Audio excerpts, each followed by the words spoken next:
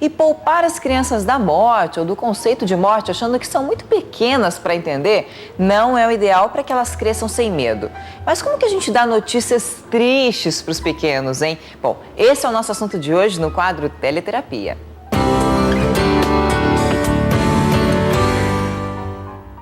E para nos ajudar, a gente recebe a nossa psicóloga Margarete Alves. Boa tarde, Margarete. Boa tarde, Larissa. Não é só a morte, né? Quais outros tipos de notícias, assim, que os pais sempre ficam com um pezinho atrás na hora de falar com as crianças? Então, é sempre importante a gente entender que, assim, o que é que pode causar tristeza na criança? Qualquer tipo de mudança que vai trazer um desconforto para a situação dela, né? Então, às vezes, mudança de escola, mudança de cidade, a separação dos pais, a própria morte, como você falou, a perda, às vezes, de um bichinho de estimação. Então, algo que vai trazer uma mudança significativa para a criança e que vai afetá-la diretamente na vida dela. E como é que a gente fala para a criança? Porque tem pais que eu vejo que já começam muito cedo uma certa liberdade com os filhos. Sim. E tem outros que não conseguem isso, né, Margarete? Então, o que é importante, Larissa? Respeitar a idade da criança. Então, que palavras você vai usar para ela, até onde você vai contar para ela o que está acontecendo, vai depender muito de duas coisas, a faixa etária dela e da maturidade emocional dessa criança. Muitas crianças, hoje a gente vê isso, elas vêm se desenvolvendo precocemente, então elas têm uma capacidade de entendimento muito grande, os pais não se dão conta disso, né? Muitas vezes os pais estão conversando, a criança está ali, né, por ali, na sala, às vezes aparentemente desligada e brincando, e ela está captando tudo o que está acontecendo. Fica ligadinha, Fica né? super ligada. Então é importante, assim, os pais poderem dizer com todas as palavras, de acordo com o entendimento possível daquela criança e comunicar para ela o que está acontecendo. É importante não esconder, né? Não fazer de conta que nada está acontecendo, que a gente chama isso de negação, mas dizer para ela o que está falando, o que está acontecendo de uma forma que se fale de uma forma muito simples, acessível, que a criança possa entender e elaborar o que ela está sentindo, para que ela consiga também, através da observação, meu pai está conversando comigo, minha mãe está falando, então eu também posso falar sobre o que eu estou sentindo. Então isso é muito importante, porque ela também desabafa, ela também pode chorar, ela pode expressar, muitas vezes não é nem só o choro que vem primeiro, mas é uma raiva no sentido de frustração, eu não queria que isso tivesse acontecido, e aí a criança pode, né, contar com o pai e a mãe para poder conter de alguma forma, depositar aquela emoção que ela está sentindo. Ou seja, vamos em exemplos, né? Eu tenho um filho e um cachorrinho e o cachorrinho do bebê morreu. Certo. Eu não vou falar para a criança, eu não vou esconder o fato, vou lá e compro outro cachorro parecido, não.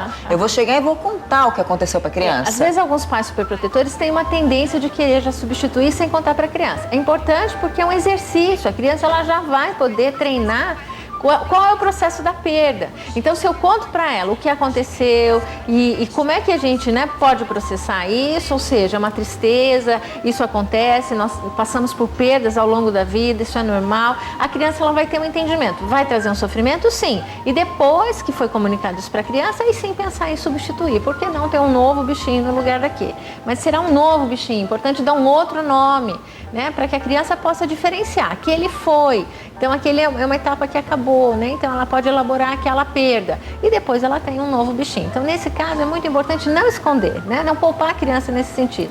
E, claro, como eu falei, respeitando a idade que ela tem. A Ângela está perguntando, Margarete, ela tem um filho de 4 anos e há 2 meses o pai morreu na estrada.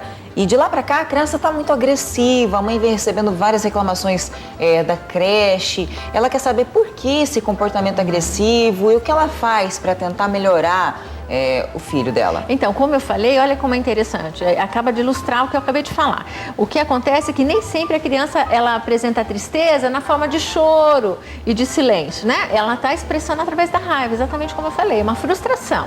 A criança não aceita o que aconteceu, muitas vezes é difícil para nós adultos aceitarmos, imagina para uma criança, que ainda não tem toda uma compreensão. Né? O que acontece depois que eu morro, né? Depois o que acontece quando alguém da minha família morre. Muitas vezes eu atendo crianças que dizem, eu tenho mais medo de perder alguém da minha família do que de pensar na minha própria morte. E nós somos muito mal preparados para aceitar a morte, né?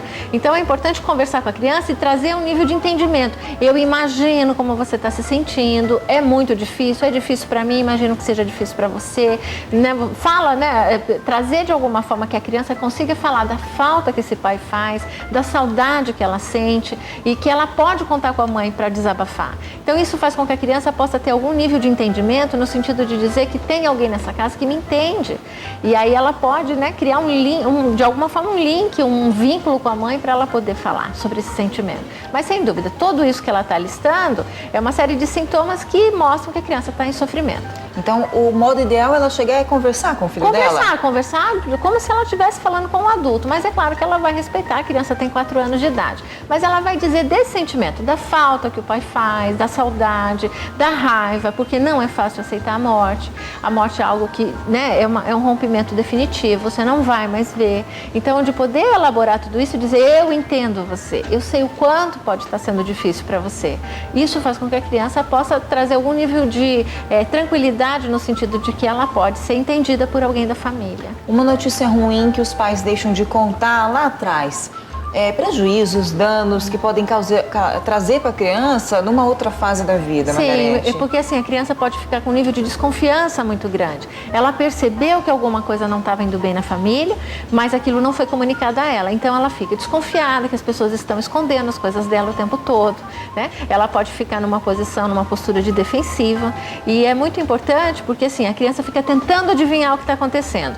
Depois, como adolescente, ela repete esse padrão. Muitas vezes nem está acontecendo nada, ela pode imaginar algo muito pior, né? Então é importante. Notícias mais difíceis, como eu falei, vai mudar de escola, comunica para a criança. Leva a criança antes para conhecer a escola. É importantíssimo isso, né, Margarete? Não fazer as coisas, não tomar decisões que vão envolver a vida dela sem dizer para ela, né? Então, poder dizer, levar para ela conhecer, preparar a criança no sentido de respeitar que essa criança tem sentimentos, tem emoção.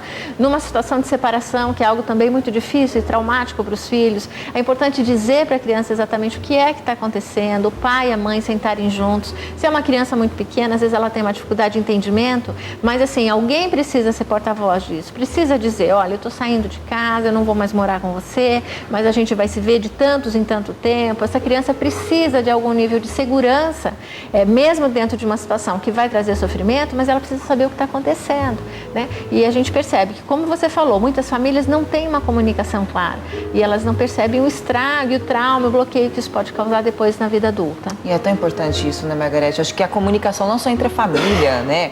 Mas o diálogo é a base de tudo, de forma geral, né, nos relacionamentos. Mas a gente entende que quando eu venho de uma família onde as coisas eram comunicadas mais facilmente, mais objetivamente, na vida depois, no trabalho, com meus amigos, eu consigo com mais facilidade. Se eu venho de uma família mais fechada, onde emoção não era permitido dizer ou manifestar, fica tudo mais difícil depois. Bom, Margarete, quem quiser saber mais, pode visitar o seu blog. Isso, o site, o Face ou por telefone, eu estou disponível para esclarecer qualquer dúvida. Obrigada, viu, Margarete? Eu que agradeço mais uma vez. E a gente te espera até na próxima quinta-feira. Tá certo. Tá certo? Obrigada. Eu que agradeço. E, gente, o Ver Mais de hoje vai ficando por aqui. Amanhã, sexta-feira, nós estamos mais uma vez ao vivo e eu espero por você sempre coladinho com o Balanço Geral. Um beijo e até amanhã.